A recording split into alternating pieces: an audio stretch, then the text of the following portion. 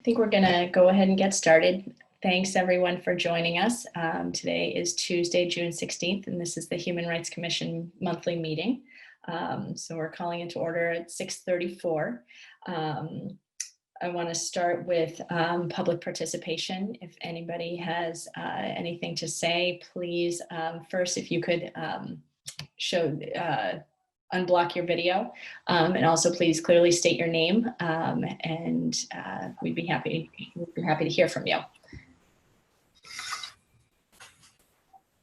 Is that just me? You're the first, so go right ahead, Sue.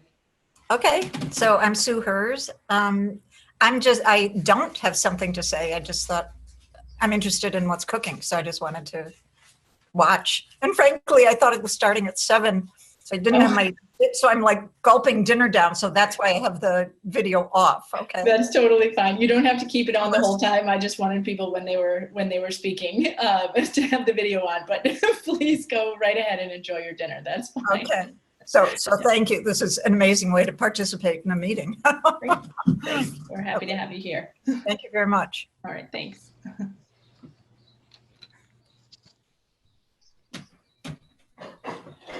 Is there any other member of the public who would like to say anything?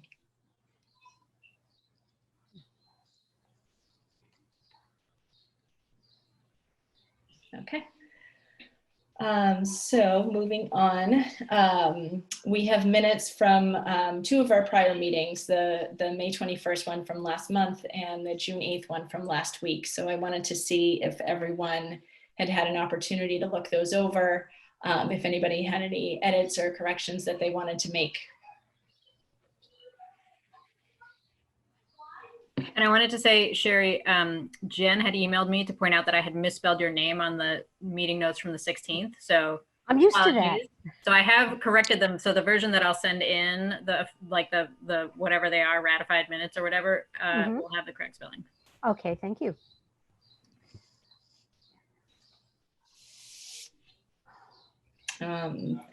I think the only thing that I would, okay. oh, sorry, go ahead. No, I didn't realize you had a comment. I was going to say, if nobody has any edits, I'll make a motion, but yeah.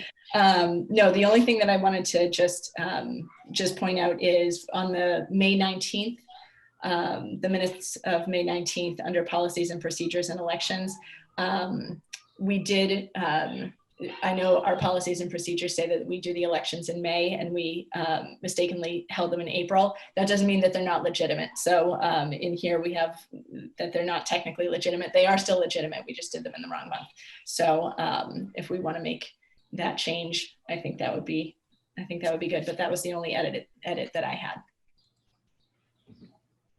I think there was one other one, which is super minor, and I wasn't going to call it up because it was just the Cultural Council grant. I think council is spelled COUNCIL versus SEL. Oh, you're right.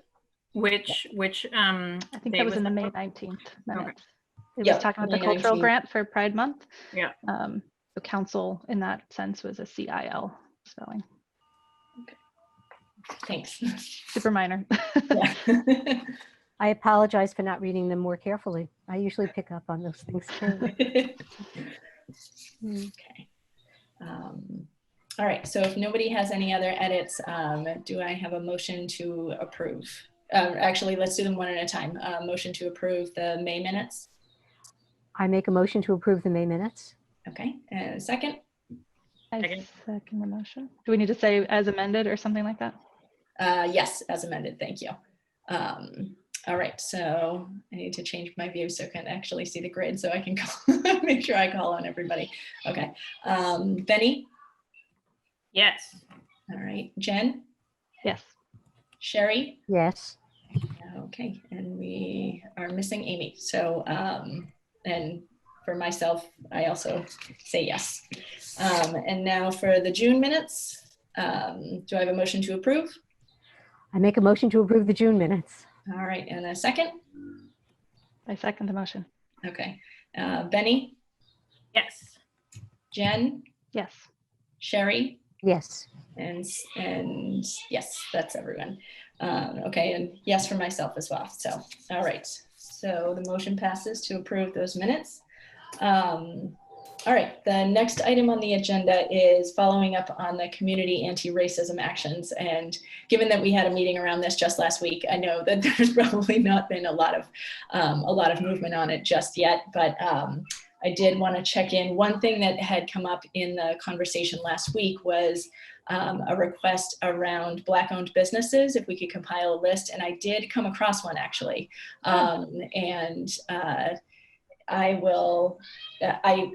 It was in the materials that I sent out. There was a lot of materials that I sent out for this meeting, but it was in that list. And what I wanted to see is if people had thoughts in terms of, as we collect these resources, where we want to keep them. I know we had talked about, as things continue to reopen, I would love to reach out to the library to see if we could have possibly a small permanent space to post and to list all sorts of anti-racism resources. But I'm wondering if we want to try and do that either on our Facebook page, or if people had thoughts in terms of where we could have a repository for that. So if people were curious about where to find those resources, where they could go. I have a question about the Facebook page. Does it receive a lot of traffic? It depends on what's going on. I think, I don't know. I mean, we can certainly increase our visibility if we wanted to, but I know, there's a question in terms of other boards in town don't really have a social media presence. And so I think it does lend itself to a larger conversation of how big a social media presence do we want to have? Just checking, we do have 770 likes on our page. That doesn't tell us traffic, but that tells us. Right. Yeah. And is that, what time span is that? But that's how many people like the page or follow. Okay, or like followers. Okay. Yeah. Okay. Yeah. The reason I ask is because last week, several of the people who joined our meeting indicated that they tend to get all of their information on social media. So, I don't personally pay much attention to Facebook, but since a lot of people do, and if that's our targeted audience, perhaps we should post these resources on Facebook, just links to resources. Yep. But I would put it on our homepage, on our website page too. I think it's worthwhile to have a section that is, I know that all of my business clients have resources on their web pages, so people can choose the kinds of things they might be interested in.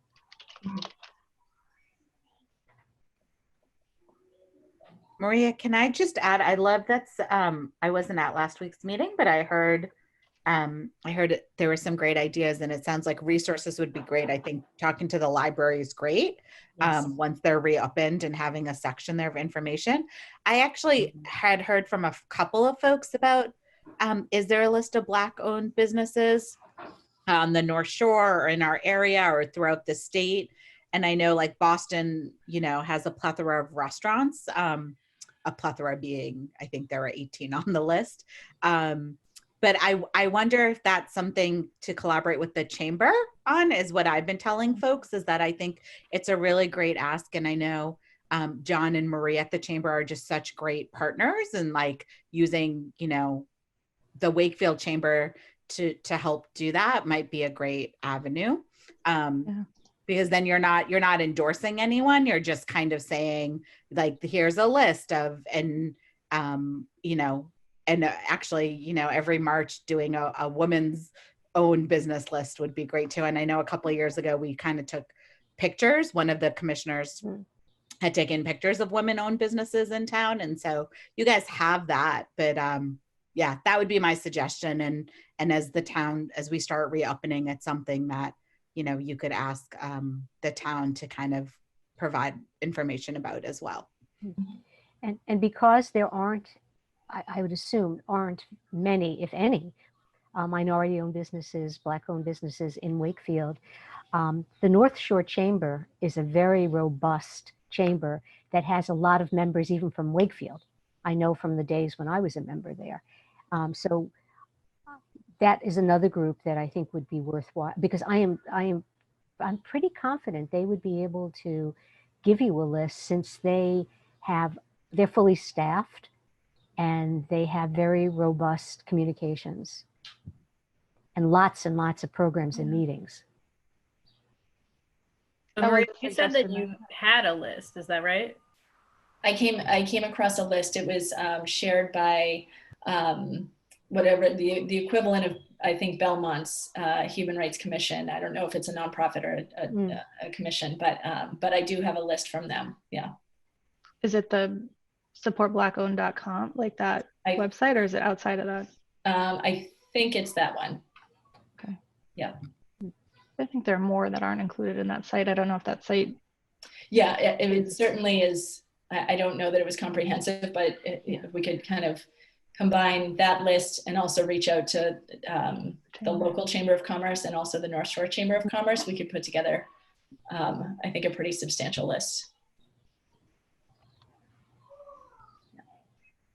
So do we need to have an action item and assign that to somebody to work on, or?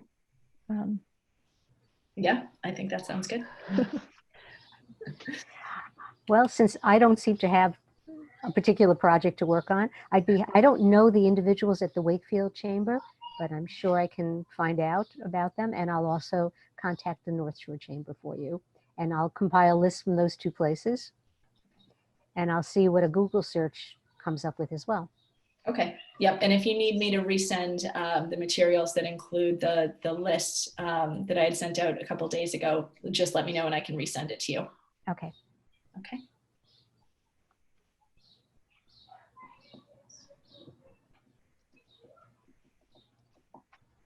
Okay.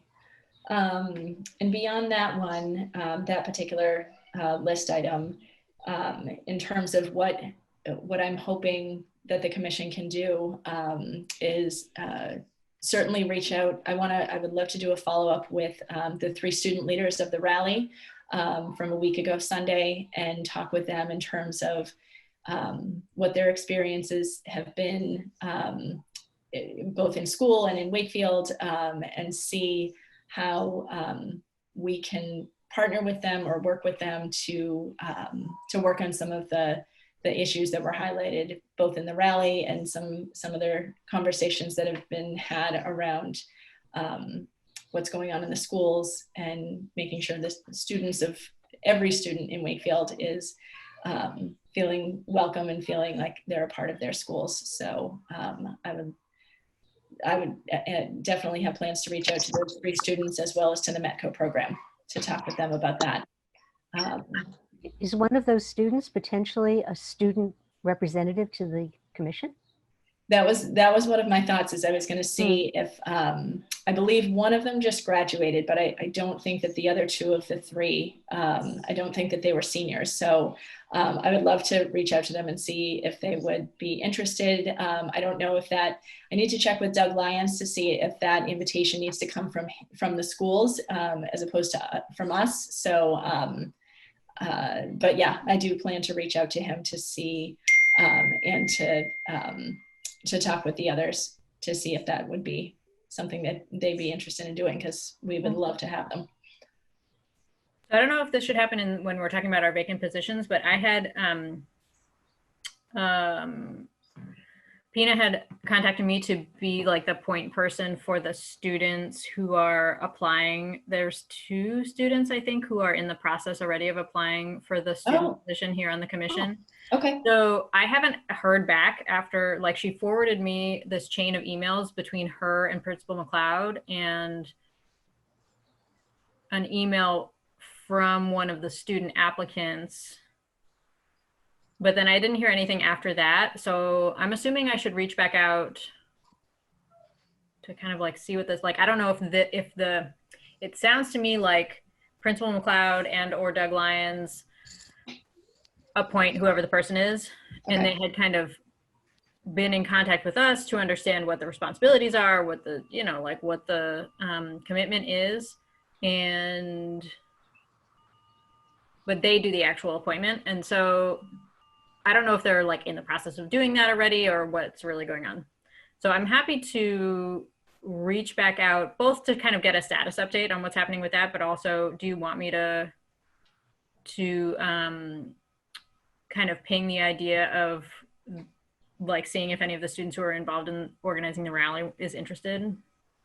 Well, I mean, I didn't realize the process had already started for those other students. And I obviously don't want to put anyone in front of someone else in line that's had already started the process. So if you want to check in with Doug and Amy and maybe CC me on the conversation, just so we make sure that we're following the proper procedures.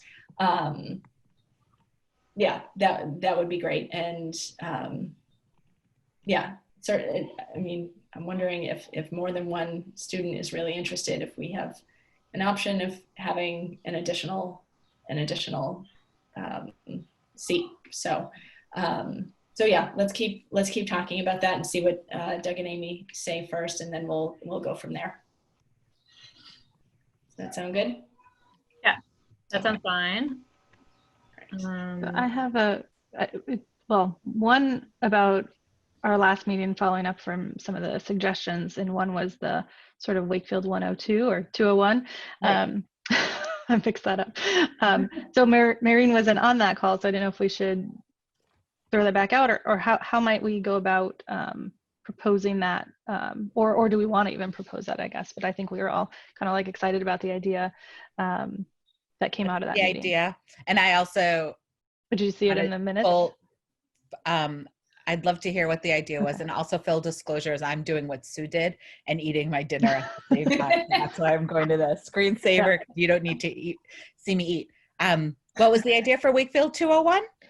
So an idea, well, I can go ahead, Jen. I'll try to paraphrase what I remember because I don't have the minutes in front of me. But so somebody suggested, actually it might have been Deputy Chief Calabrese, suggested, we have the Wakefield 101 for new residents, which is great, but then we have all these people, and a lot of people who fell through the cracks who, were not new or, are no longer new, but would be interested in like meeting other residents and just having that sort of like, networking option, especially if it's sort of hosted by the Human Rights Commission, or we're part of it, or invite them in.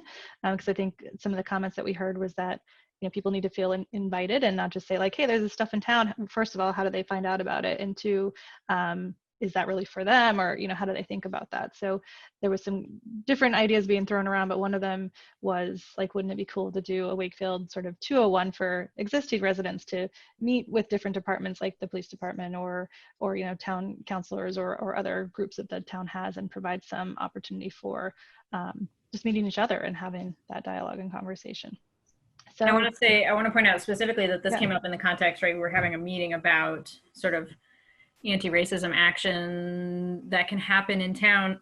And one thing that that came up from Teray was the idea that there's so few folks of color in town, and particularly so few Black folks. And he was saying he's like, we don't even necessarily know who each other is. Like there's just not a lot of opportunities or spaces to feel welcomed in and feel like you're really building connections. And so it was in that context, general, like both for residents in general, but I think thinking specifically from an anti-racism standpoint, like what can we do to make Wakefield a meaningfully inclusive and welcoming place, particularly to our neighbors of color, was like the root of that conversation. Yeah, thank you. And several people, including myself and several other white people, talked about how hard it was really to break into this community, that you had to be extremely proactive. It wasn't easy.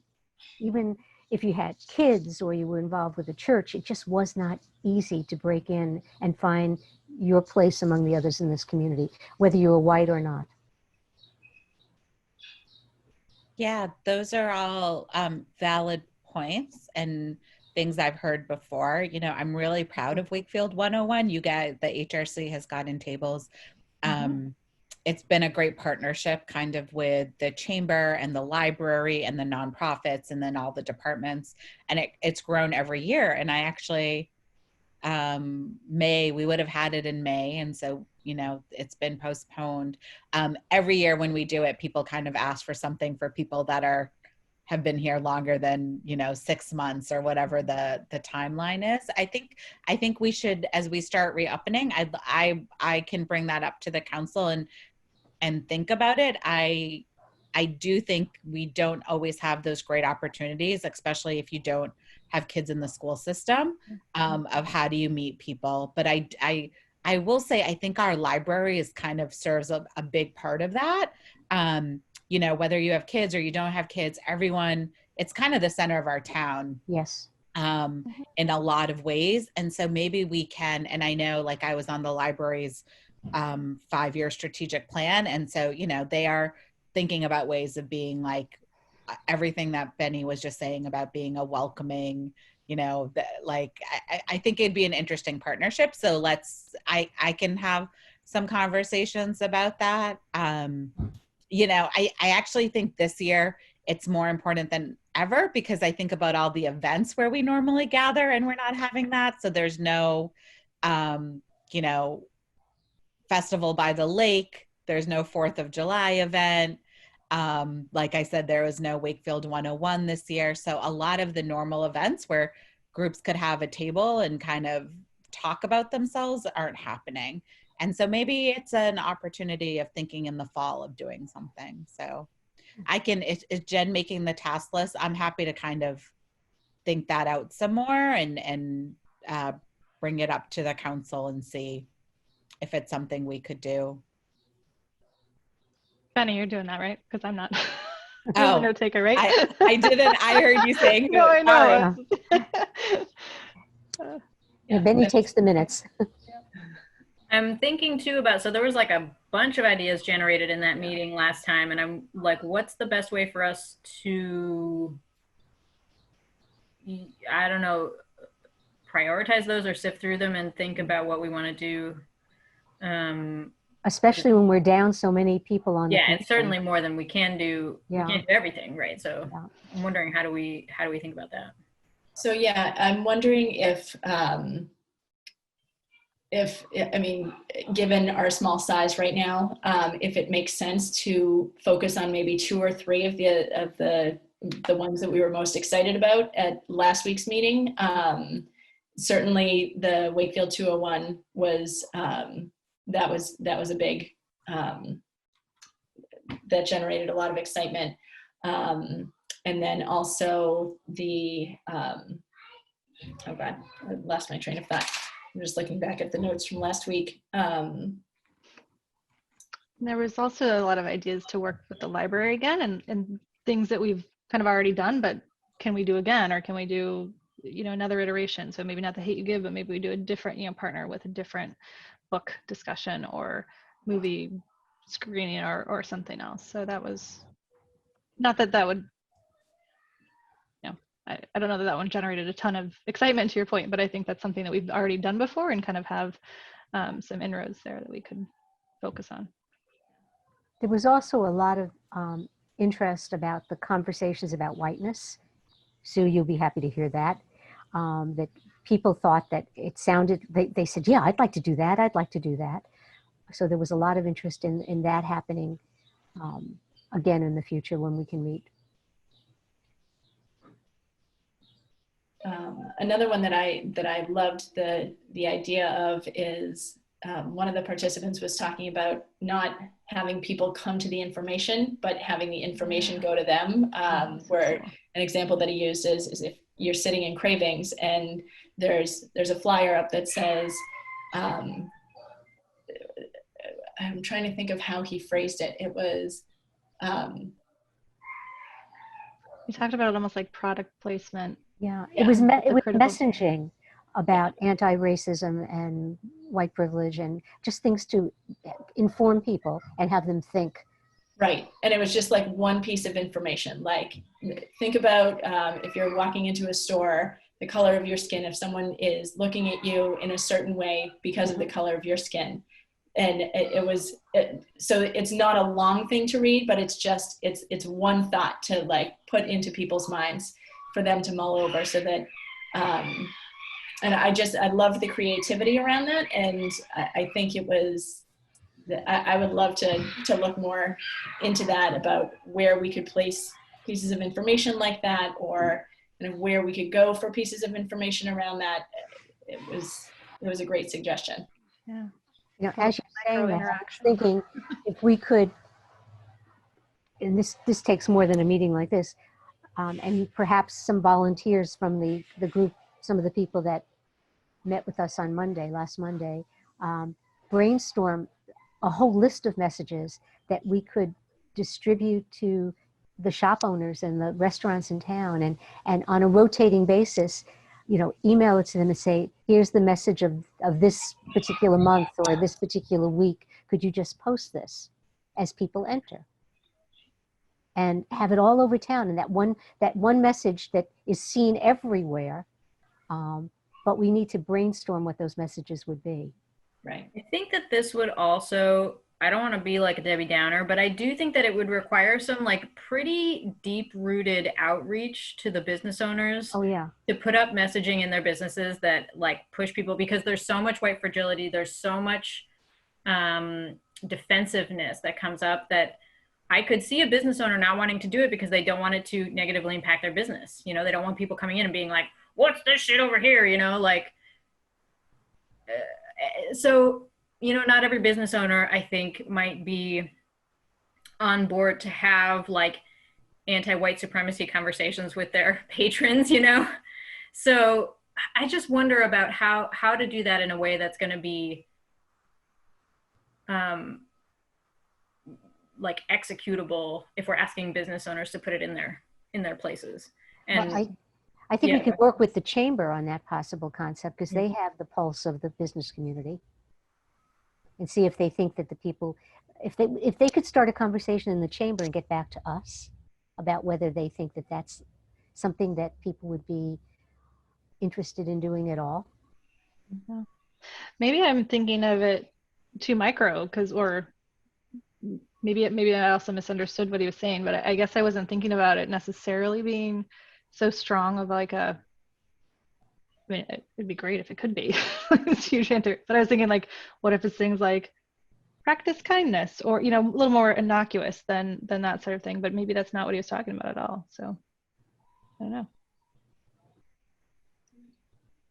yeah, there's a line you have to walk, I think, or a decision that you have to make around like, are we talking about anti-racism messaging? Right.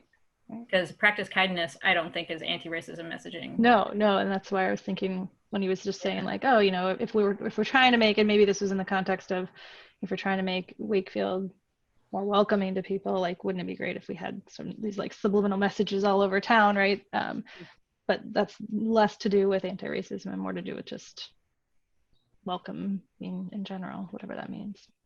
So again, I think we must have misinterpreted that one, or not misinterpreted, but had a different perspective on what that meant. I think it was a broader messaging. It wasn't just all anti-racism, because they were talking about having just people think about the fact that they're part of a community.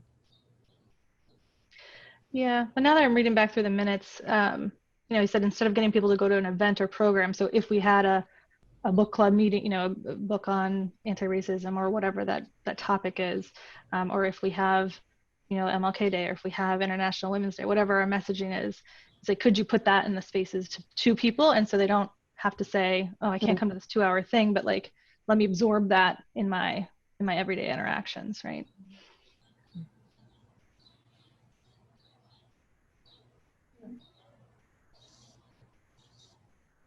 Okay. So does it make sense to try and focus on these 3 or 4 things for now, and then as we increase, once we get we get the vacancies filled, that we can see about branching out and investigating some of the other ideas that were suggested at last week's meeting?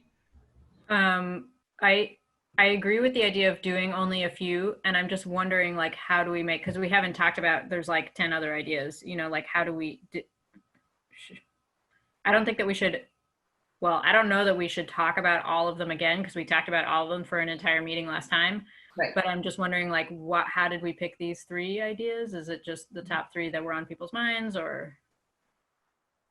Yeah, I think for this, I think in this conversation is probably what came to mind. But if we want to have a little bit of a more considered process, then what we could do is between now and next month's meeting, everyone take a look at the notes and see the ideas that you see that we could take some action on, or that seems, I mean, I don't know if we want to say everyone pick your top three ideas and we'll go from there. But yeah, I mean, given that it was only a week since our last meeting, I'm guessing people didn't have a chance to give this a whole lot of thought, or in terms of how we can move on them. Would you like each of us to, on a scale rating season, just take the list and then we can come up with whichever one's got the highest ratings, like on a scale of 1 to 5, 5 being the highest, you know, or something like that, and try to come up with some kind of weighted system of consensus? Yeah, we could do it like that. I'm just looking over notes. Can I also just make a suggestion? Because I'm hearing that you guys, and I wholeheartedly agree, that kind of anti-racism and talking about systematic and institutional racism is kind of your theme for like starting. And it's not just going to be a month, it's going to be, you know, multiple events and conversations. And I think what you guys do as a commission really well in the last 4 years that I've seen you work is you guys are great with themes. And, you know, Pride is a perfect example, but of just kind of do it in Women's History Month of doing like multiple events. And so there's definitely agreement. And after everything that's happened, like this is kind of your theme, but you're not going to do it all over the summer. I mean, frankly, it's really not starting till the fall, which I think is a nice way of like, we'll hopefully be back to some level of normalcy in the fall. But I think that your most success, what we've kind of been tiptoeing, is like these partnerships. And so I almost feel like the next step before you decide what the initial things are is to talk to someone at the library. Like I'm your town counselor liaison. But you know, there's no one from school committee, and I'm hoping the schools, Doug and somebody has a plan to kind of do some stuff. And that would be a great, like, we want to elevate what everyone's doing and not like, obviously like push conversation forward, and there's some great ideas, but I almost feel like I want you guys to have those conversations and then kind of narrow down the list, because like if the library is planning to do a book club or planning to do something, I don't want you guys, like I want it to be coordinated, and I'm kind of actually looking to you to kind of take that lead on that coordination. Sorry, the caffeine has not kicked in yet. But does that make sense? So like, because I feel like if you start prioritizing now, you're shutting out kind of the dialogue that could happen and other people who want to like weigh in. And so, you know, I know normally we all take off over the summer too, but I think like keep this an agenda item, and maybe some of the deliverables are people talk to some of those other groups, you know, talk to Doug and see, and the you know, I'm sure the MECO coordinator is probably thinking about this and what can be done. And I don't know if, I'm guessing that the statewide Human Rights Commission, Maria, the one that has like meetings every so often, like they probably have some good ideas. And so like, I almost feel like if you think about partnering and then kind of plan out like months worth of activities, that just might be a better way than like saying like, this is what we're doing right now. Okay. Yeah, I think that makes a lot of sense. Thank you. I love it, Maureen. I love it. Urgent, just based on timing, and is Juneteenth, which is this Friday. So I mean, not that we're planning an event for that, but I would hope that we could maybe find something to share out like on our social media about Juneteenth, and just more informative. Yeah. I think that's a great idea. And yeah, I think we should do that. All right. So in terms of having those conversations and the dialogues, does anyone want to reach out to the library? And if not, I'm happy to do it. I'm so involved with the library, which was my connection to the town to begin with. Okay. I know. I'm bereft not being. I'm now June 18th. We can send back all our materials, and maybe soon we can see. I saw that. Yeah. But I'm in touch with one of the librarians all the time, Karen Stern. Oh yeah. Yep. So, and I also am in touch with Catherine. So if you want, I can talk to Catherine and see what they might have planned, and if there's something they might like to do in concert with us. Mm-hmm. Is that what you'd like me to find out? With That the would library? be great. Okay. Yeah. Yeah. That's easy. That's light lifting. I can definitely do that. Okay, thanks. Yeah, and I am happy to reach out to, like I said earlier, I will reach out to the METCO program, and I can reach out to Doug Lyons and see in terms of if the schools, what they're thinking right now in terms of plans. I mean, I know they're going into summer and it's been an exhausting past few months, so I might give them a break for a couple weeks before I'm like, okay, so let's talk about the fall. But I'm happy to reach out to them and see what, have a dialogue around that. Yeah, because that was one of the big things that came up in our meeting last Monday was like finding out more about the curriculum on race and racism, and also like how to talk to your kids about racism, like different things that I think can like dovetail with the schools. Mm-hmm. So we're thinking about the schools, the library, the town council. Yep, town council. Are there other bodies? We had talked about the chamber. Should we still reach out to the chamber, or would we want to reach out to them only if we had kind of a specific like thing in mind that we wanted to do? Well, I'm going to find out if Black-owned businesses from them. Right, but in terms of like programming. Yeah, where else in town might there be programming happening? The churches? Yeah, I saw in the paper that the UU church is having like a standout Tuesdays every Tuesday for racial justice. I drove by and there were about 15 people holding signs. Wow. So I know you guys are down a clergy member, but I actually think if the clergy association is still a thing. The fact that 15 citizens of our town are holding signs on a Tuesday from 5:30 to 6:30 was pretty impressive. I was running late. I was going to go join them, but I just beeped instead, which scared them all. So I realized, I was like, I don't know how you say it's a friendly beep. So I was like, beep, beep, beep, beep. But to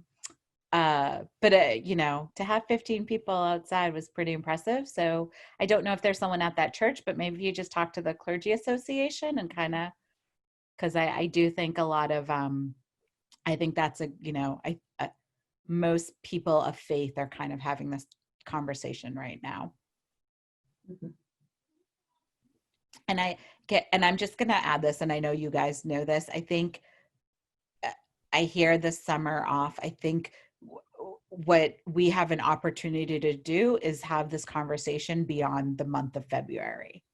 And I think that's, to me, Black History Month. Yeah, like just, it's not 1 month. And I think if we kind of think about like, this is a theme for a year and we're starting in September because academic year, renewal, all of that.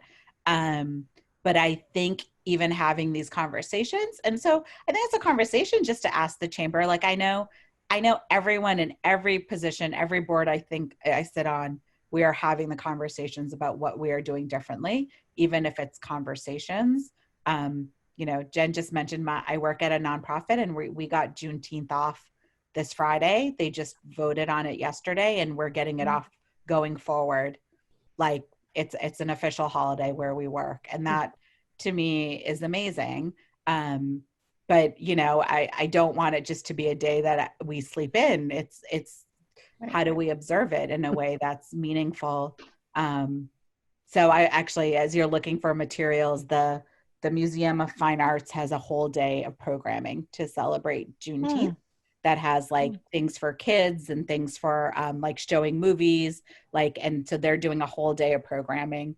I just saw that on Facebook, they're sending us a list of things to read and things, and so I'll forward that on as well. But yeah, so I think asking the chamber, asking the clergy, asking the schools,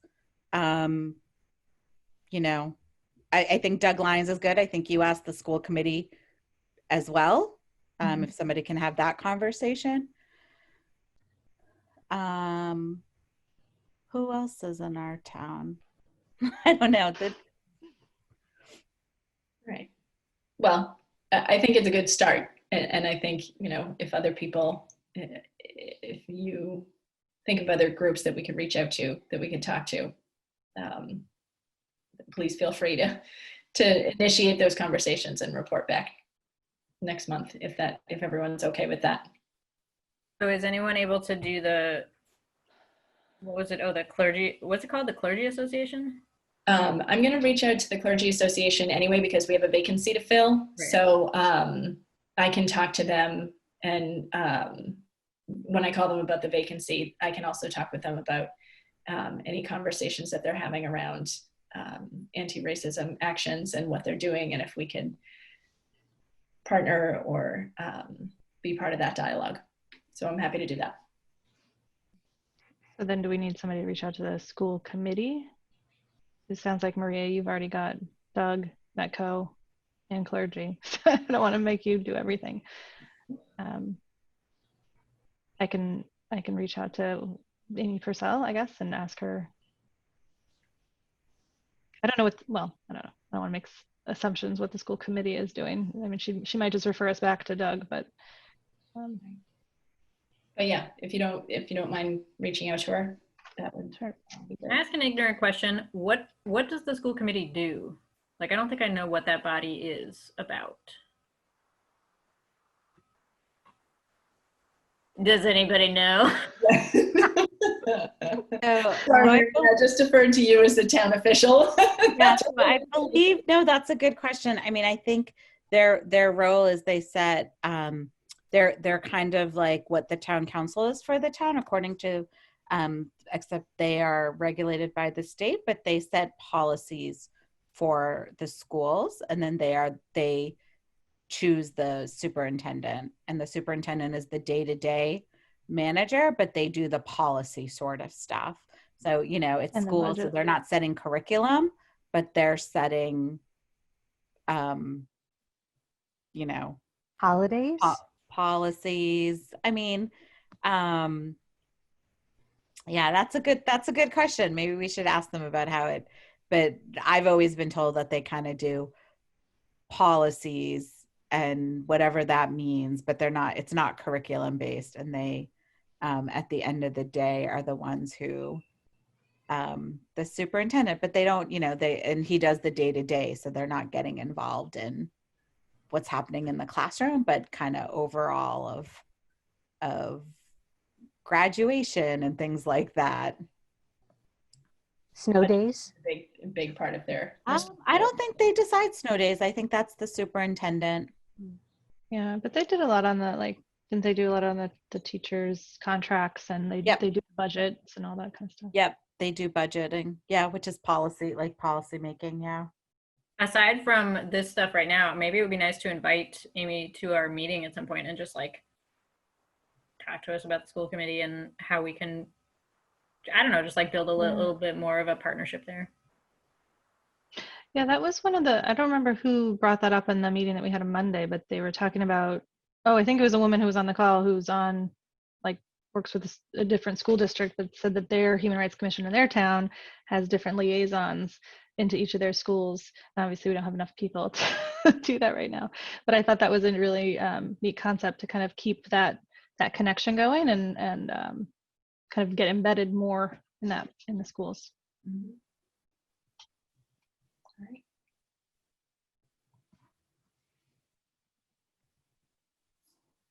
Okay, so do we have a clear plan in terms of who's Having conversations with which group? I'm doing library Yep. And Chamber of Commerce, right? and chamber. Yeah. Within the conversations of Black-owned business, I'll bring it up with them as well. I'll see if they have anything planned. All right. Okay. Okay, so going to our next item on our agenda, the Pride Month transition of activities. I know Isabel had planned to join the meeting, and she's not here yet, but I think we can still talk about in terms of going forward for the rest of the month. The schedule was that the subcommittee was going to post things on Monday, Wednesday, and Friday, and we took last week. We just needed to take a break for a week. So I wanted to see what people thought about first of all, continuing to post anything to do with Pride. And second of all, do we want to stick with that schedule and we might need to make some amendments here and there, but do we want to continue with that? What are people's thoughts? How dependent is the schedule upon the people who have recently resigned? Only partially. I know that I believe 2 of the subcommittee members were supposed to do video clips, so we can make those changes as we need. But I think the rest of it was all people outside the HRC and the subcommittee who were planning to contribute in some way. I mean, my vote is I definitely think we should continue. I don't think we should just drop off with our Pride programming. I think the question is more, how do we get their schedule from them to figure out what we can post sooner than later. I know we have one person who was supposed to submit something and she held off, so I could follow back up with her on where she's at with that. And then I think we do have one reading of the book that was supposed to go up on Monday, which we sort of held back. So, but otherwise, I don't know what the rest of the plans were. Okay. Sue, did you want to say something? Can I? What was my time at the beginning, or I can now? We'll let you. Okay. Have people thought about putting up a flag? I wasn't actually going to say anything. I was just curious what your meeting is like. But as a lesbian, I have to say, who's lived here for a couple decades, it would just be wonderful to have a rainbow flag in town. It would just feel so welcoming and affirming. I don't know if that's something you've talked about or. Yeah. Dude, there is a flag up. Done. Yeah, there is a flag. And there's one in front of my house too, Yep. But the town has a flag? That's great, Sherry. But the by town AmeriCal It's at the Civic Center. Civic Center. a full-size next- flag, and I've just like driven by it and not noticed it. Yes. Yeah. And it's Awesome. actually, Sue, it's actually our 2nd year. So the Human Rights Commission worked really hard.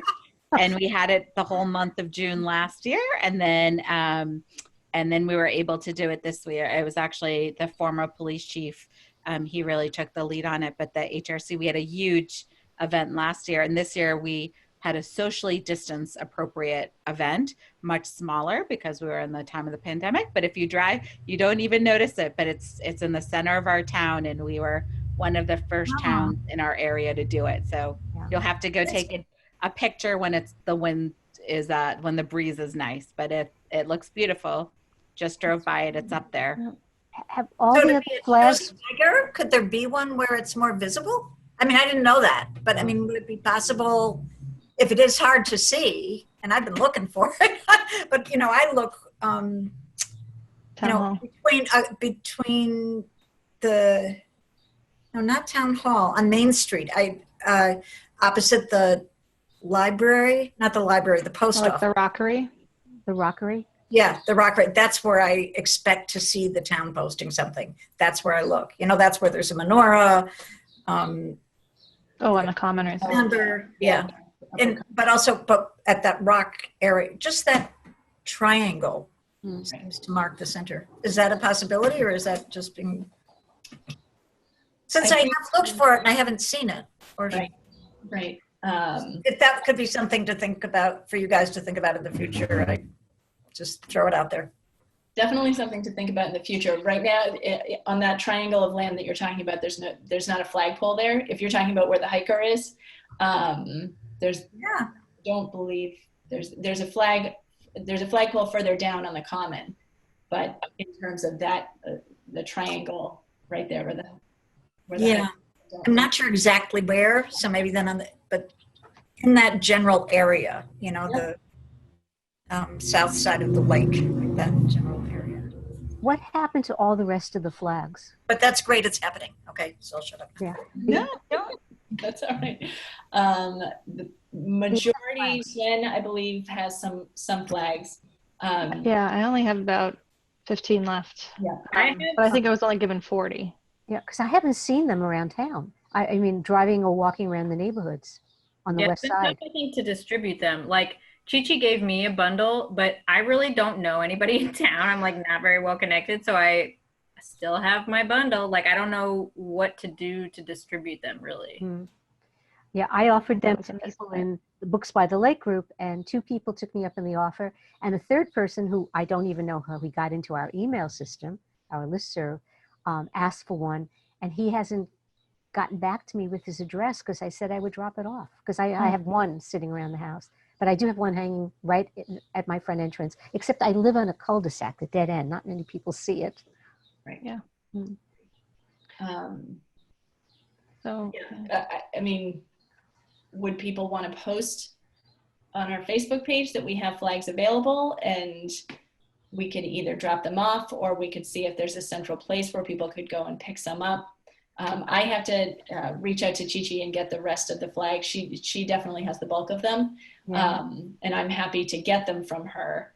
But in terms of having either a central place where people could go and pick them up or having a drop off, I don't know what. yeah, I mean, I just know a little bit of their conversation that they had, and I think they were trying to coordinate like staffing a table for a couple hours to say, come pick them up at this time. And I don't think that ever really got off the ground. And then, so, I think there was a plan to try to do distribution, but then, so now none of us know what that plan was, or so now we need to think of our own. I don't know if now that town hall is reopened for partial hours, but it's by appointment only. So I don't know if we could drop some flags off there, because I don't think people should make an appointment to go pick up a free flag, but maybe we could put them in a bucket outside of town hall or something. But I think the concern, at least that I heard during one of their meetings, was that, they didn't want to just put out a bunch because somebody could just go grab 20 or whatever. So they wanted to kind of have it staffed, or at least, somebody could take 2 if they want to put 2 out or something. But rather than just have it be a free for all, come grab whatever you want, have it be managed somehow. I'm willing to drop them off at people's houses if we have addresses. These aren't full-size flags, are they? Like what you No, put in? they're like lawn flags. They're about, I don't know, like 2 feet by 1 foot or something like that. Oh, We bought 300, and we were, offered to distribute them or, give them to folks in the community for Pride Month. And it's the Philadelphia version with Oh, there you go. There's Maria has it. oh, that's nice. yeah, it's nice. It's That's nice. nice. That's nice. This is more like stick it in your garden or something. It's not really a. Actually, you have to do it horizontally, otherwise it just flops down. You can't see it. I have it hanging out. It doesn't have a point. It has a flat bottom, so it doesn't have a nice point. Yeah. To go into. Yeah. Great. Great. So Sue, I mean, I have some. If you want to, we can arrange for you to get one for your lawn if you would like. You just want Tell me your to neighbors. back Tell your your neighbors. machine that I borrowed. Yeah. Okay. Yeah. So with that said, do we want to? How about Tuesdays in front of Unitarian Church? Could we, consider? I know we missed the tonight, because people will come by and people will still walk around downtown. That's a good idea because they're out there anyway. That's a really good idea. Do you want, I'm happy to reach out to them. That would be. Wants me to do that. Yep. Just the month is moving. It's the 16th already. Yeah. We're going to have flags for next year left over. Yeah. Which, So we'll have to, So once we decide that, we'll have to post or email, Again, if people aren't on Facebook, they might not see it. So it's, how do we get the word out? Like that there are flags available for people. Did we put anything in the newspaper about this? It was in the paper. I think when they submitted their initial press release about the planned events, I thought it said that there would be flags available and to contact the WHRC email to request one. But I don't think we got a whole lot of emails. Maria, did you figure out are you getting the emails now? No, I'm still working that process out. So, yeah. So maybe there's a bunch of requests in there. I don't know. Because if it was in the whole article about all the events, it might have been the kind of thing where people didn't notice it. So it might be worth it just to put a very brief thing in the paper again, just saying we have pride flags available to anyone from Wakefield who would like to display one. And, send an email to you said the email doesn't work for the HRC? It does work. It's being forwarded. We need to figure out who it's now going to be forwarded to. So yeah. Okay. But that should be a pretty easy process to work out. Okay. Yeah. I think we should put it in the paper again, just something very brief, very specific. Yeah, and if we work out with the UU or whatever, it's either email us or stop by the UU between these hours and pick one up. Like Amy, will a lot of people come by the police station? Would that be a place where people might pick things up? Or is that not appropriate for the police station? We're still discouraging people from coming into the lobby unless they have to report something. We were doing a lot over the phone, so we're still discouraging it. Okay. So they probably wouldn't want it to be a central pickup spot and increase the traffic. Okay. But could it be out like side on that patio area or something like that? Yeah, I could ask a supervisor. I don't see an issue with it. I would just have to ask someone if they wouldn't mind it being left out there. Again, you run the risk of someone right a whole bunch who's in front of the police station now. I don't know. You never know. So you never know. You're right. But yeah, maybe the cameras would be a deterrent. So I can't ask. I will ask, and that's not a problem. And Maria, I'm forwarding you a email. Oh, okay, great, thank you. I also just one other suggestion. I don't think you have a ton left because people are asking me who to go to get them. So word was out in a good way.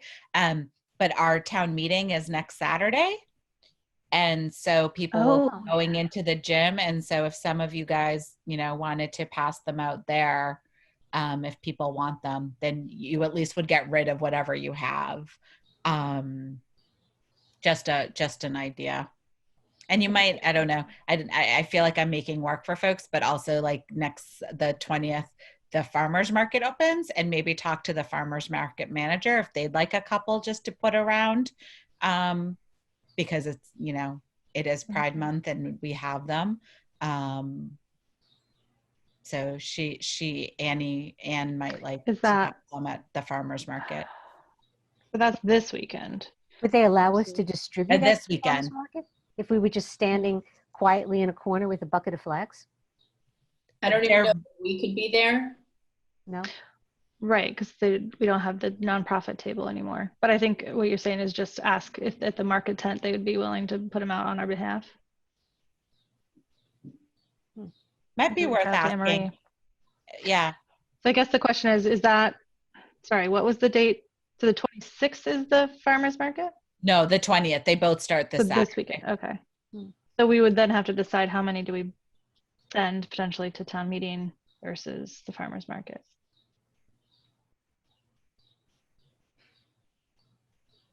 And do we advertise both? So to Sherry's point, if we put it in the paper, right? Hey, we have pride flags. Feel free to pick one up at either. And I would assume at this point we probably don't do UU Church because that's not going to be till next Tuesday. If we just say this Saturday the 20th, you can pick them up at either town meeting or the farmer's market. Can't remember If we have them left over, we can bring them to the Unitarian Church right following Tuesday. Or reserve 20 of them for that or something. Right.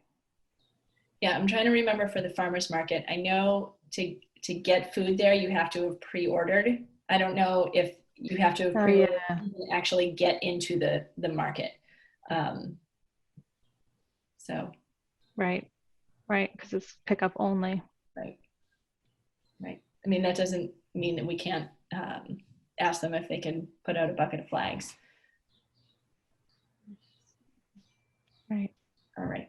But it'd be like, if you're already picking up from the farmer's market, there will be some there. Right.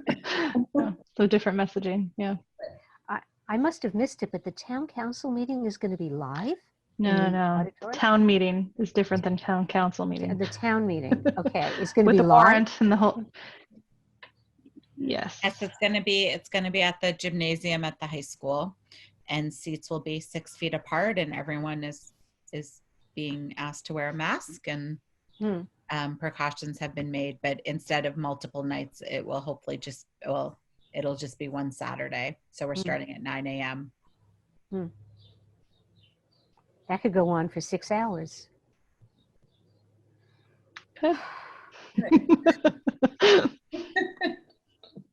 It could, Sherry. Oh, I don't know if I'm that much of a glutton for punishment on a Saturday. In terms of flags for there, does someone want to volunteer to bring some down, or do you think that's an appropriate venue? I gotta see if we can get a babysitter or something if Tom, all right, so I don't know if I can. I'm gonna commit be to that. there. I'm gonna be at town meeting, so I have the packet, the bundle I have, and if there's other bundles that I should like acquire from people, I can bring whatever. Okay. Yeah. I have one full bundle left and then like a couple loose ones. So and I think the bundles are 12. I think there are 12 in a bag. Okay. Yeah, and I will get in touch with Chi Chi to get the rest of the ones that she has. All right. And then so just to be clear I can get the schedule of activities from Isabel in terms of what was supposed to be posted on each respective day for the rest of the month. And I think at this point, if it was speakers on the subcommittee or speakers that were not able to reach, I think just for purposes of continuity, we cancel those speakers for that day, but then we keep going with what we can keep going with. Does that sound like a workable plan? Yeah, I think they had plans for like a theme each week. So for example, last week was supposed to be transgender. So they had the story that was read by Mr. Carter. And then there was supposed to be an interview. Now probably it's going to be a written essay from a parent of a transgender child in the school.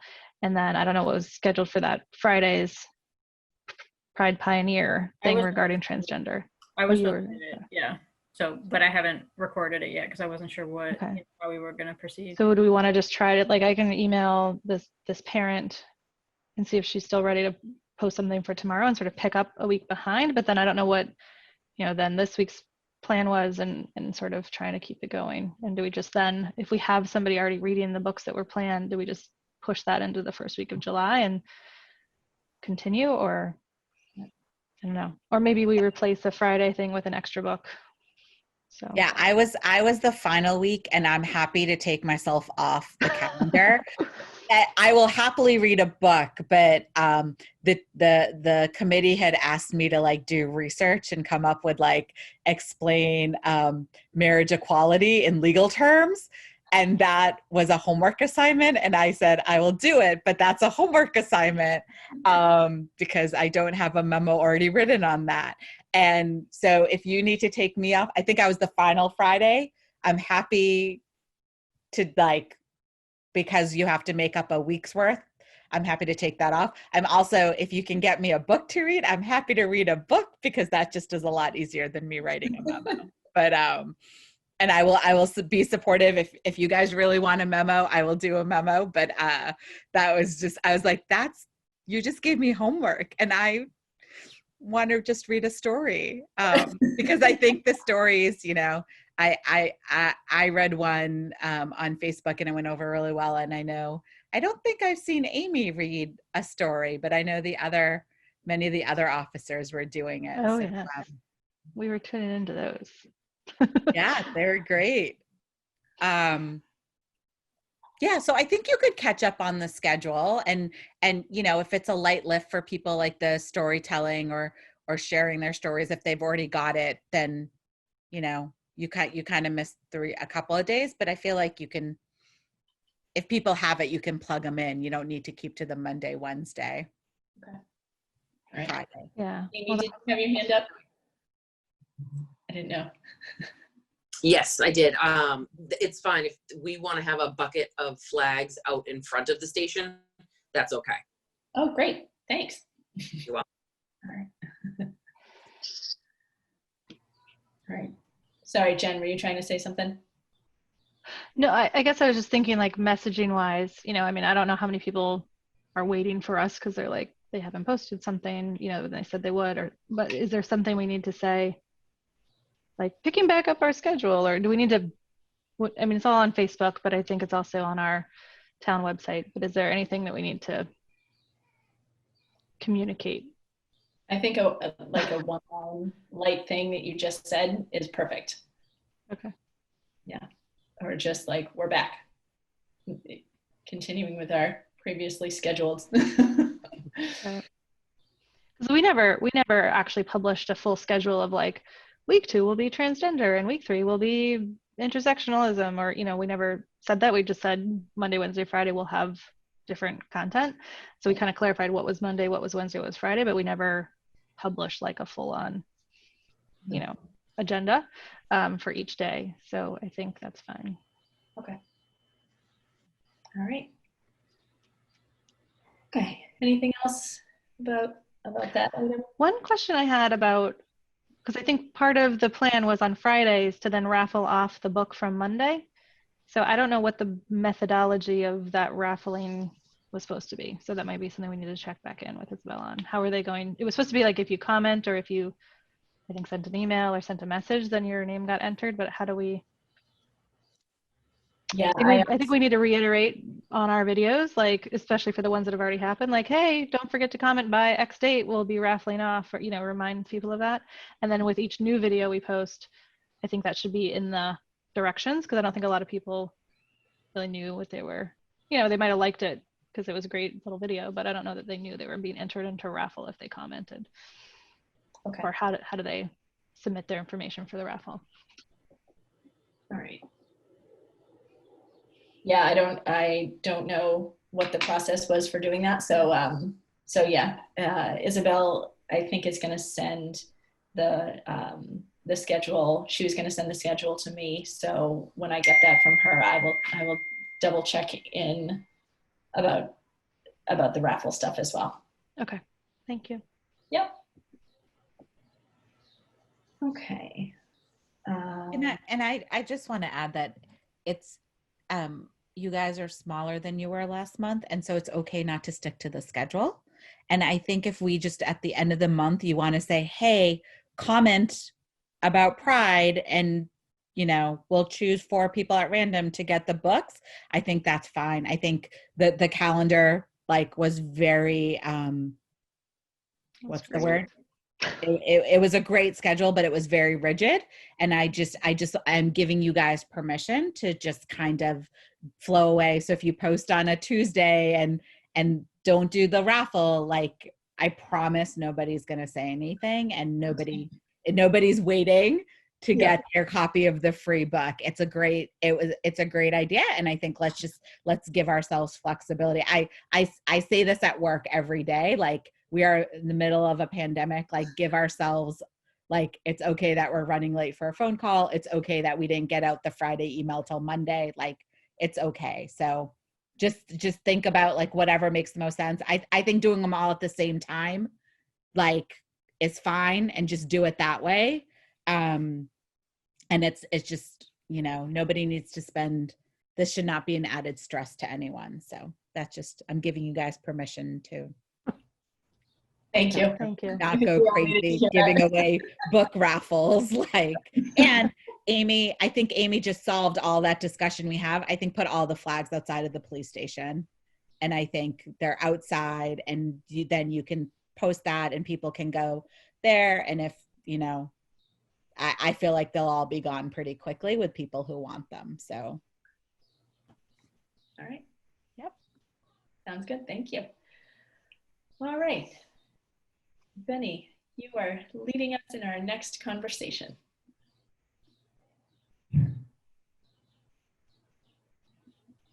Sorry, I was just finishing that last note. Yep. So I had talked to Maria about putting an item on today's agenda after the April 7th subcommittee meeting.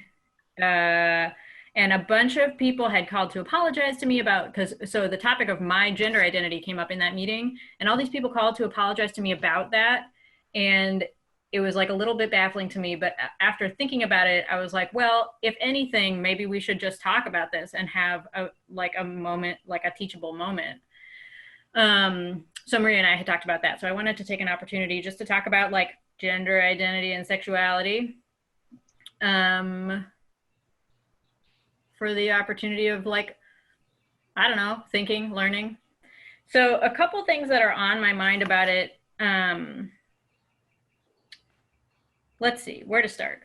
I think the first thing that I personally would like to say, and this is like my personal opinion, which is, you know, rooted in lots of like ways that I think about the world, but it's still my opinion, you know. My opinion is that it is not inappropriate to talk about somebody's gender identity. It is not inappropriate to talk about somebody's sexual orientation. Like, I don't think it's healthy for those to be taboo subjects, you know, because this is part of the response I was getting was like, oh my God, Benny, I'm so sorry. I'm so sorry this came up. And it's like, you know, we don't think twice about saying, Benny's married, you know, it's like a part of my identity. It's a fact of my life. It's not offensive to anyone, or probably very few people. But there are certain aspects of our identities that are like people have trouble talking about, you know, like it's taboo, or like we're really afraid of offending people. So, you know, if I'm describing, you know, a Black friend of mine, like, do I say she's Black? Do I say like, yeah, you know, my friend Catherine, she's, you know, she's Black, she's from Texas? Or do I not say she's Black? Like, am I not supposed to say that? You know, I'm talking about my friend Alex. So I say, oh, you know, Alex,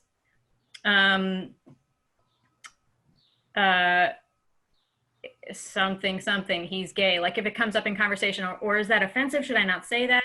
So my personal opinion on this topic is that I don't think it should be taboo to mention just the fact of somebody's gender identity or somebody's sexual orientation. And I think creating spaces where we're afraid to speak is sort of not helpful. But I want to layer on top of that, like, the obvious complexity that gender identity and sexual orientation are targeted identities for people who are queer, for people who are transgender, for people who, you know what I mean, for people who aren't of the dominant identities. So anyone who's not cisgendered and anyone who's not straight, those being the dominant identities, everyone else, it is a targeted identity and is the subject of systemic oppression. And so I think that is also important to think about. You know, there are situations or ways in which it could be problematic or unwise to discuss someone's gender identity. Say somebody is trans. Maybe they're not out. Maybe it's not safe. You know, maybe it shouldn't be your choice, you know, whether or not that is getting broadcasted to the world. It should be that person's choice. And so there are sort of complexities and nuances to this, but, you know, that was like one kind of category of stuff that I wanted to talk about, was that I personally don't feel that anyone should be apologizing to me for like the topic of my sexuality or the topic of my gender identity having come up in a conversation. I don't think that's problematic. The other thing, though, that I did want to talk about was, I think there are problematic things that happen when we make assumptions about people, right? I mean, and that's a very blanket statement that could cover all kinds of things. I will use myself as the example in this situation because I think that's the most appropriate thing for me to do, which is, so I am married to a man. I'm a cisgendered woman married to a cisgendered man. We are in a hetero relationship. I am not straight. So I identify as queer, and I just wanted to sort of use this as an example to encourage people always to not make assumptions. Like, you don't know a person's gender identity unless you ask them. And you don't know what pronouns somebody uses unless you ask them. You don't know what somebody's sexual orientation is unless you ask them. So you can't rely on what you see. You can't rely on what somebody looks like, sounds like, dresses like. You can't rely on you can't rely on someone's behaviors, because in this case, the behavior is, I am married to a man, so I have this like hetero behavior in my life. But that is not my identity. That's like a behavior that I do in my life, you know? So my sort of overall message with this is, I think it's important for us to like exercise our brains and our hearts around curiosity and just the okay, this is going to sound like too metaphysical, but the sort of the infiniteness of possibilities. Like, people don't always fit into the categories that you assume that they do, and just always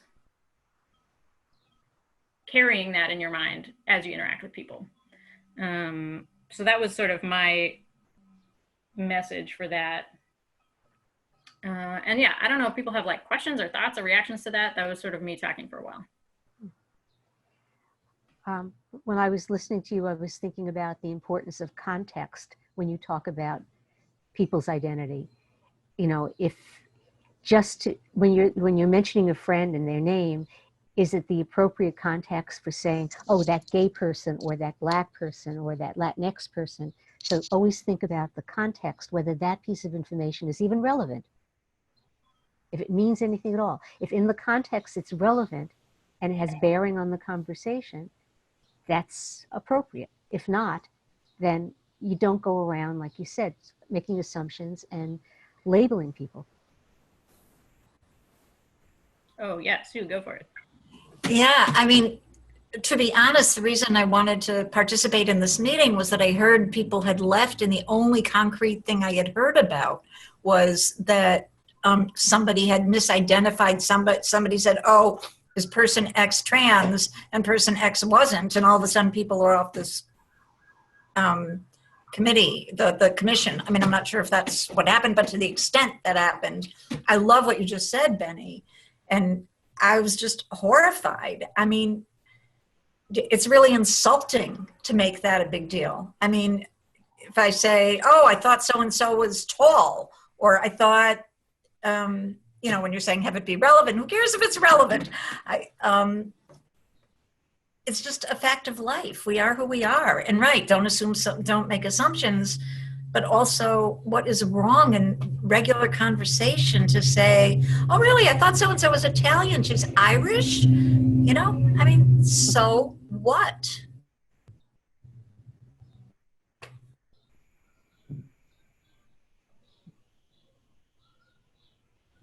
Yeah, I think that sums up how I feel about it. Although, again, I think it's important to layer on top of it the understanding of systemic oppression, because say, for example, well, in this case, it happened, right? Somebody said, or I don't know if anybody said, yeah, there was like this question. It's like, oh, I think she's straight. Or like, is she gay? No, she's not gay. She's married to a man. And so although it is that same casual kind of conversation of, oh, really? Well, I always thought she was straight. You know, there's a layer of then, so my identity in that conversation became sort of invisibilized because, you know, people had never asked me, or we hadn't happened to have had a conversation about it, you know, and so the assumptions are flying around. And so I do think it's like, I don't think it should be taboo. I think it's like a socially acceptable thing to talk about gender identity, to talk about sexual orientation.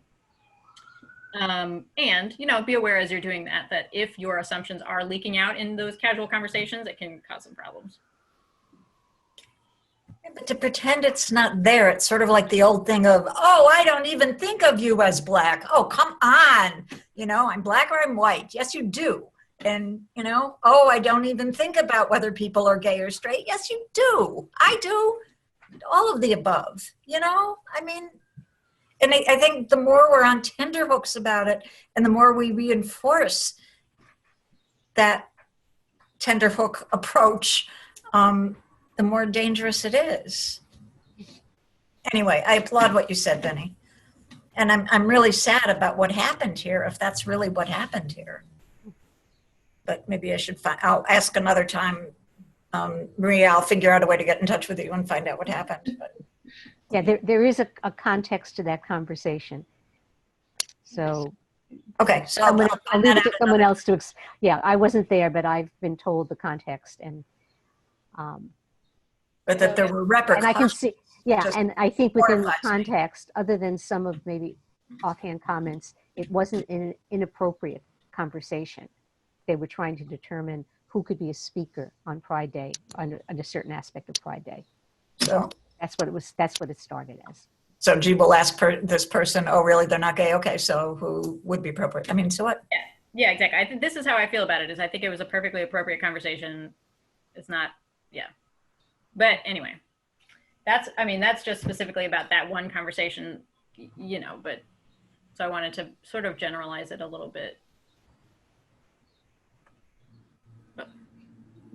So Benny, I also want to emphasize, I'm not diminishing what happens to people based on sexual orientation. I mean, I have been through that myself. I've dealt with custody issues. I've dealt with employment issues. I totally get that it could be a very big deal. I am not saying, gee, it's been a non-issue for me, so it should be a non-issue for everybody. That's not at all the point. The point is how we get to an equitable world is we're honest about who we all are and what we see and what we think.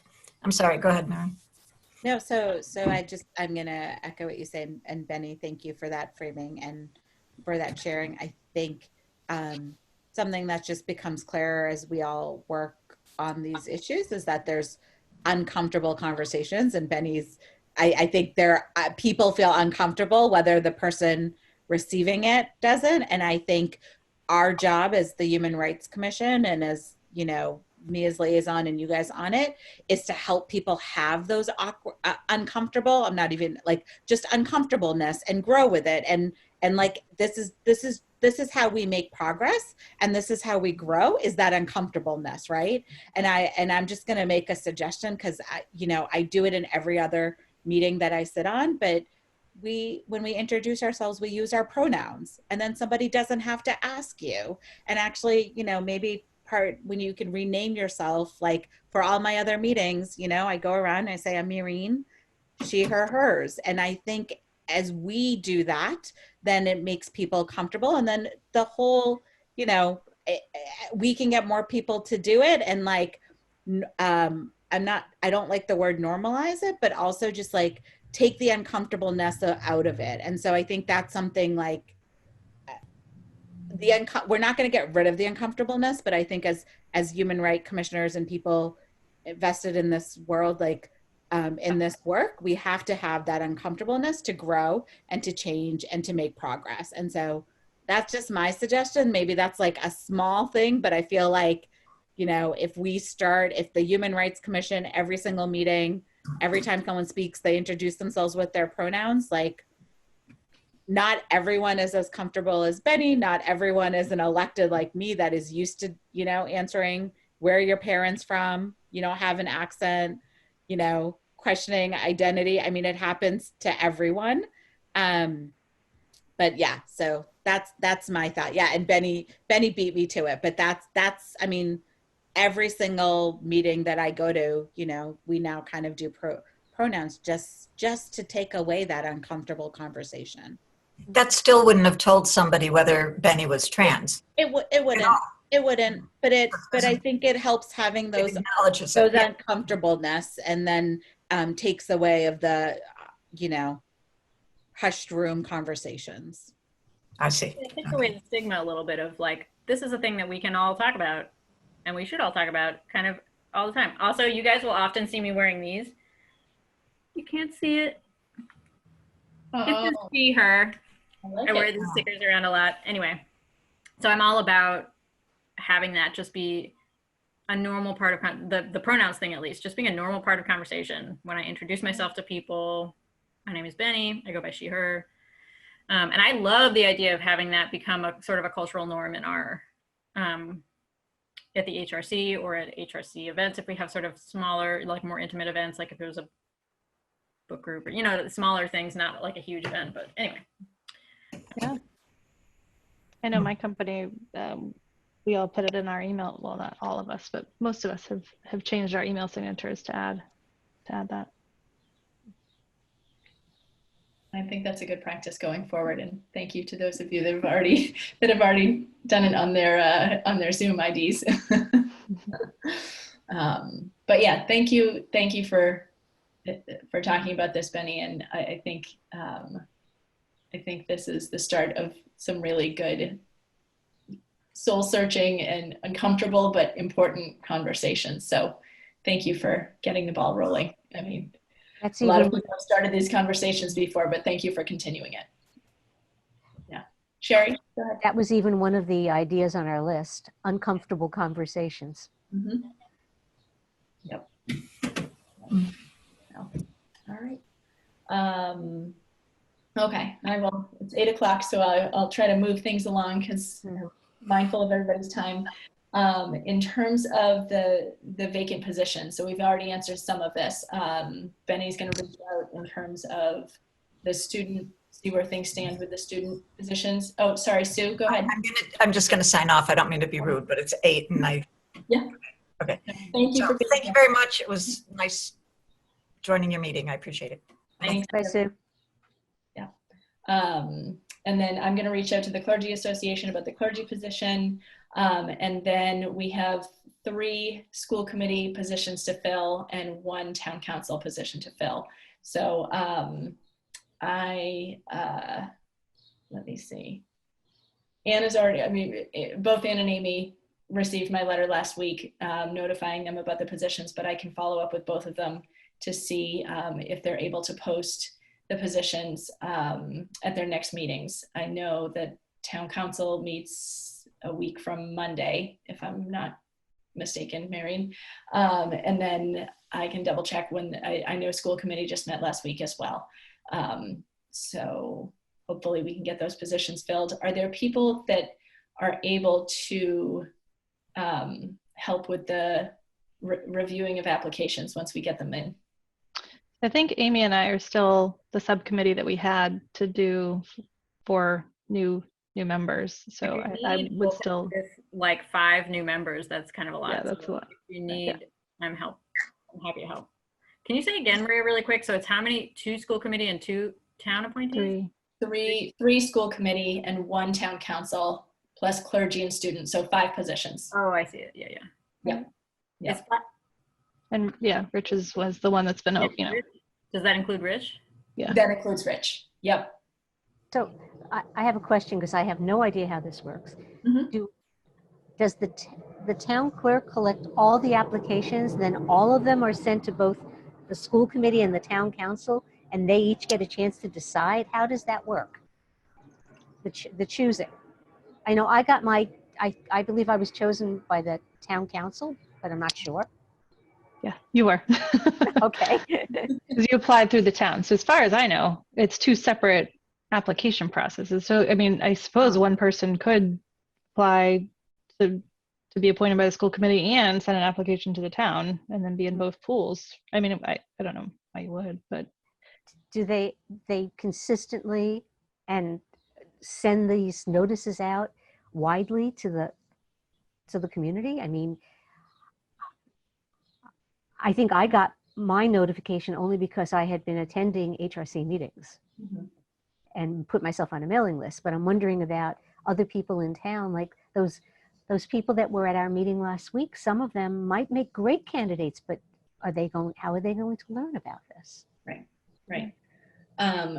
Well, one thing that I think we could do, I mean, there was a fantastic brainstorming session about reaching out just generally about how to, this was in the conversation about anti-racism actions, and how we can spread the word about that, but Right. we can also use that list to spread the word about these open positions that will hopefully generate a really outstanding pool of applicants and people that are really excited to be part of our mission. And I mean, one of the things that I thought was a great suggestion is the gas and light department, the monthly, the newsletter that they put out is including a notification around that.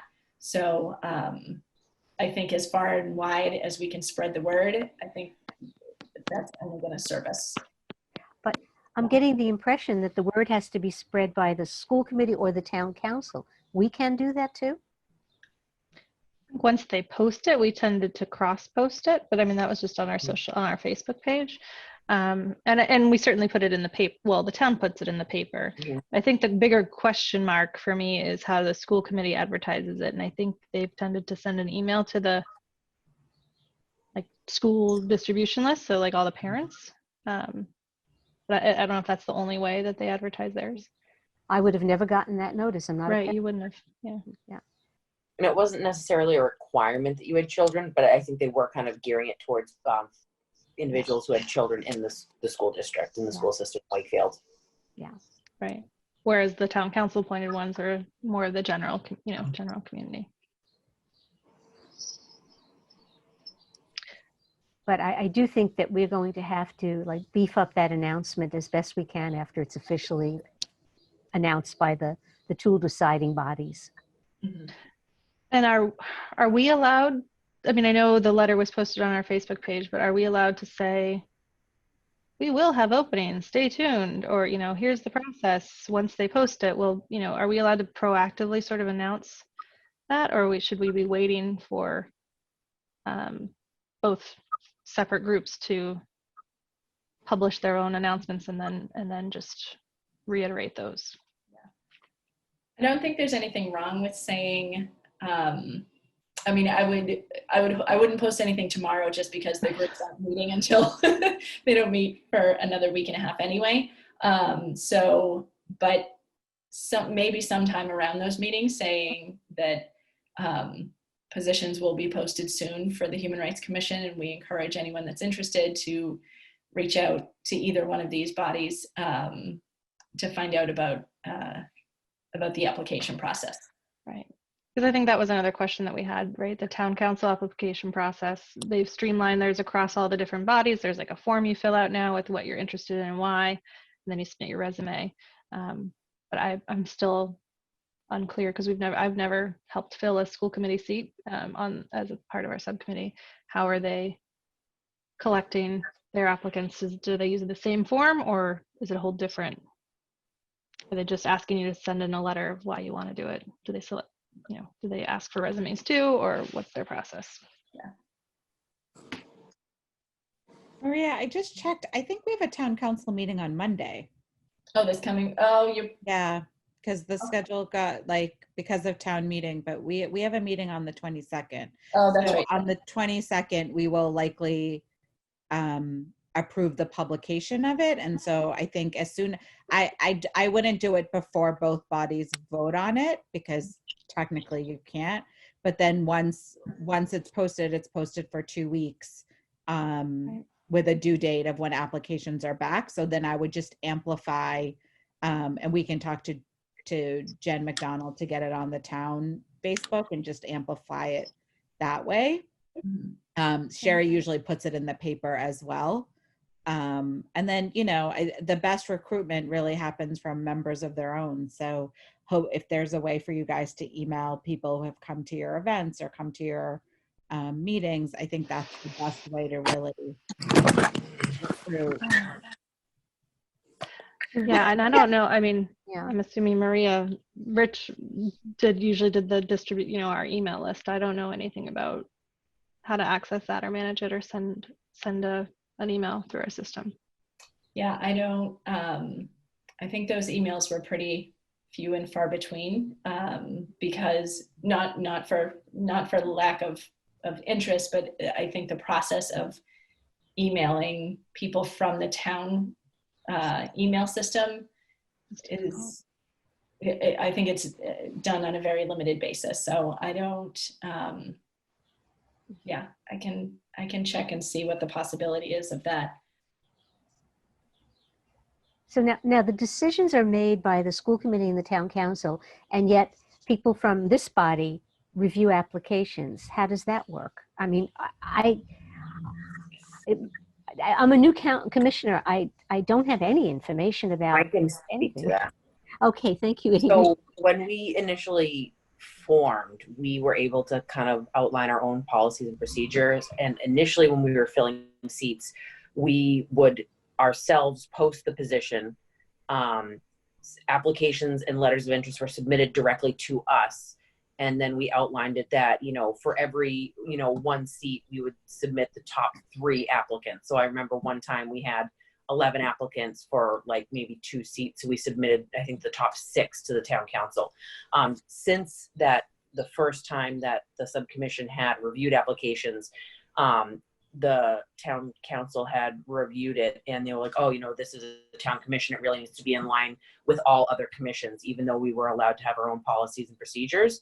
So after that, you know, same as any other commission, the town posted it, the town collects all of the resumes. We still interview, you know, it's just a standard 2 questions, as you know, we still do that with all of the applicants. And then we still kind of say like, all the town council sees all the applications. So even if 15 people apply, they're going to see everybody. They can technically choose whoever they want, but we still kind of say like, oh, we interviewed everyone. We really like these top 3, and they can select whoever they want. But that's how the process has been since they said, you know, this commission really needs to be in line with all of the other boards and commissions with how we select and recruit applicants. So. Okay. I have to tell you, my battery is running low now and I'm not plugged in. Are we going to go on for much longer before I lose all power? I don't think so. No. Okay. Okay. Yeah, the town council process is very clear to me. It's the school committee process that's unclear. Yeah. And also given the delay that we've seen. Right. Okay. So yeah, I can check in with both of those about posting. All right. Do we need to request to put it on their agenda, or is that just something if you inquire, it'll go on? I'm hoping they'll add it to their agendas. Yeah. Okay. I know that I don't have it on the agenda in terms of matters not anticipated. I think the only thing that I had, Sherry, I know that you had asked about meeting at 6:30. If there was a possibility if we could meet later. I didn't know if people had strong opinions one way or another. I mean, I don't think we could push it past 7:30, but I'm happy to, you know, if everyone is collectively thinking, why are we meeting as early as 6:30? I'm totally willing to have a conversation about a somewhat later meeting time. I was even a half hour, 7 o'clock would make a big difference. Mm-hmm. Okay. Yeah. I think one of the reasons we had to meet earlier was because WCHE, right, didn't it close? Or they were like waiting for us, but now we are also talked about, well, now we're on Zoom, but once we go back to meeting in person, we talked about the last meeting moving to town hall. So I don't know if there's as much of a restriction on our end time, given that our meetings tend to last 90 minutes to 2 hours. Right. Okay. Does anyone have any any strong opinions against bumping it up to 7 o'clock? Okay, so Lets me have dinner first, so. That's right. so yeah, I don't know if this is something we need to vote on. So just to be on the safe side, is there a motion to move our meeting times to 7 o'clock? Yes, let's move our meetings to 7 o'clock, please. A motion to move our meetings to 7 o'clock. Is there a second? No second. That's second. I'll Okay. second it. Okay. All right. Benny. Hold on. Yes. Okay. Jen. Yes. All right. Amy. Aye. Sherry. Yes. I will say yes myself. So we'll meet at 7 going forward. So I'm wondering if we need to communicate that to both the school committee and the town council when they advertise the positions. I think that right now that it says like, and on our website, we probably need to communicate that to Jen McDonald because it says, probably even on our Facebook page, it says that we meet, the third Tuesday at 6:30 at WCAT. So we'll probably need to change those listings. Okay. Yes, I can do that. And I'm sorry, but I'm going to have to go off because literally I have no battery left. I'm sorry. I'll That's plug all right. in next time. Okay. Thanks, Sherry. Goodbye, everyone. Did anybody have anything else?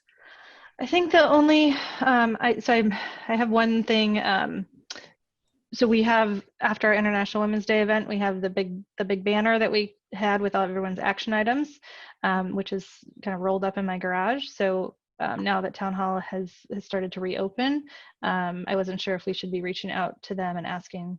They had committed to that we could put that up in Town Hall, and then everything shut down. So I thought it was always the plan to like put it back up after they reopen, but I wasn't sure if this is too far gone at this point, given that it was in March, or if we should still pursue that. And I can certainly reach out if we decide to. I just wanted to check with the group first.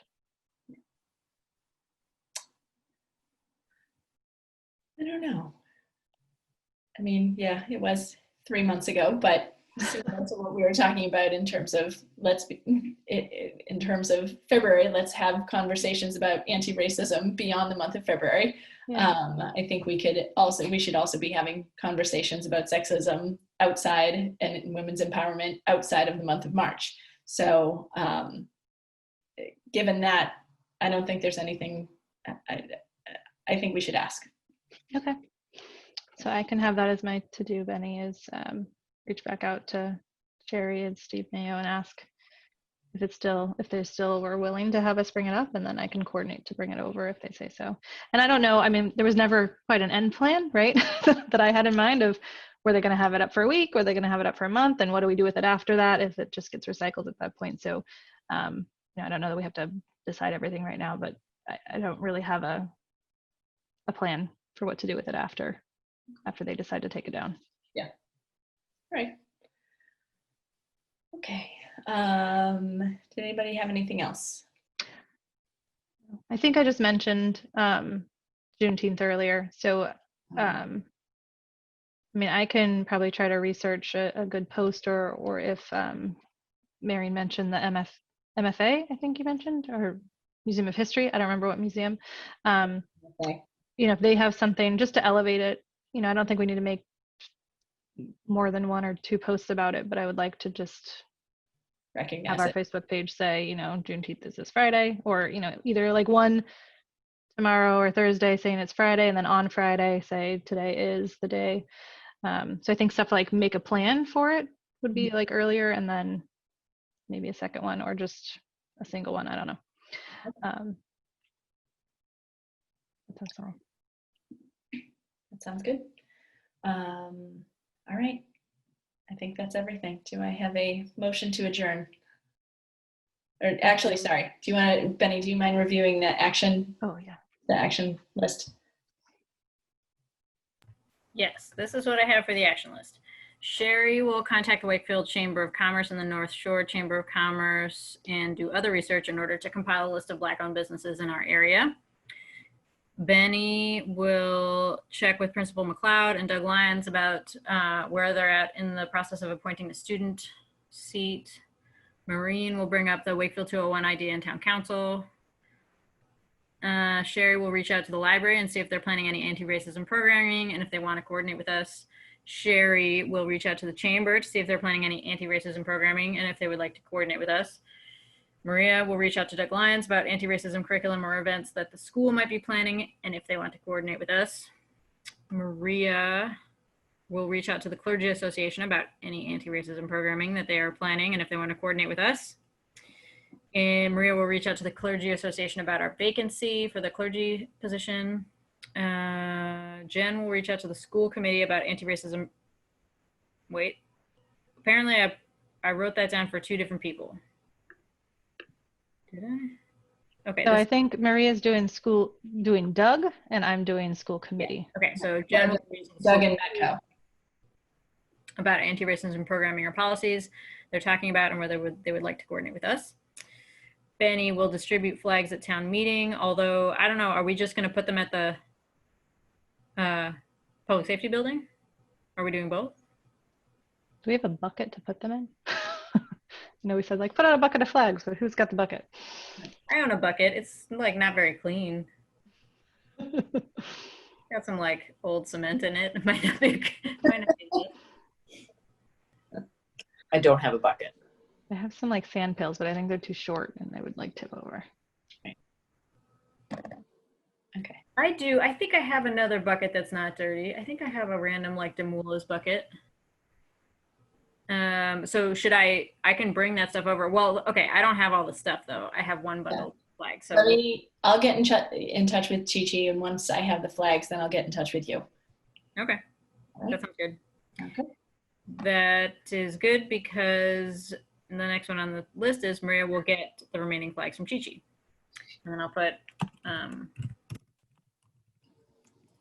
Maria, if you just want to direct Chi-Chi to me, I can go to take a step away from you. I can just go pick them up from her and bring them to the station, and I can pick up the bucket from you, Benny.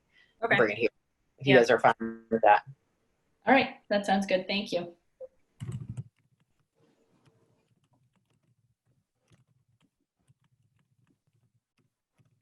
Okay. So Maria will connect Amy with Chi-Chi to get the flags, put at the public safety building.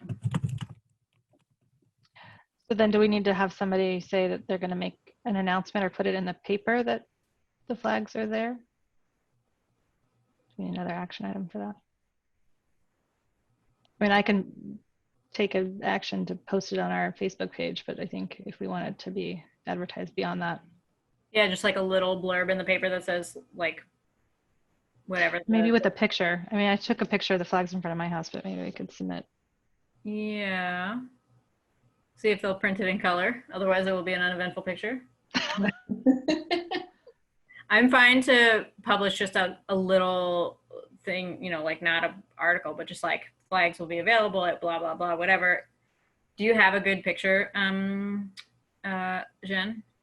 I don't know. I mean, I could take another one, but I just have a picture of it like hanging from in front of my house.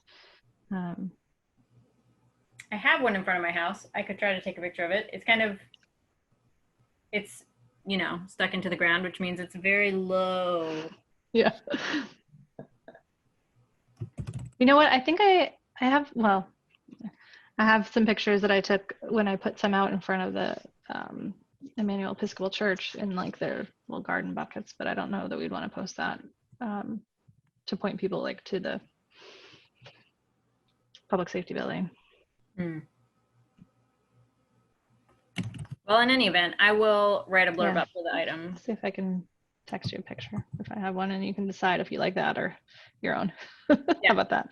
Okay.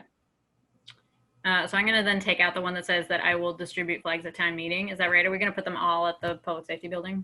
I think so. Great. Maria will get the schedule from Isabel about the Pride events and double check about how they were doing the storybook raffles. Maria will check in with the school committee and town council about posting the openings and changing the meeting time. Jen will contact the town hall about the International Women's Day Action Plan banner, and Jen will research some posts to elevate for Juneteenth. Right. Thank you. Okay. Do I have a motion to adjourn? I move that we adjourn. Okay. And a second. We have a second. Okay. I'm going to second that. All right. So Benny, Yes. Oh, sorry. I didn't realize my mic was still on. Yes. That's Aye. Aye. Jen, Aye. Amy, Aye. and I for me. So I think that's it. Thank you so much, everyone. I know this is a long meeting. Thank Thank you. You guys are awesome. Thank you for all that you do. All right. I'll see you around, maybe a town meeting. Right. Fun times. Sounds good. Have a good night, Bye. everybody. Goodbye. Bye.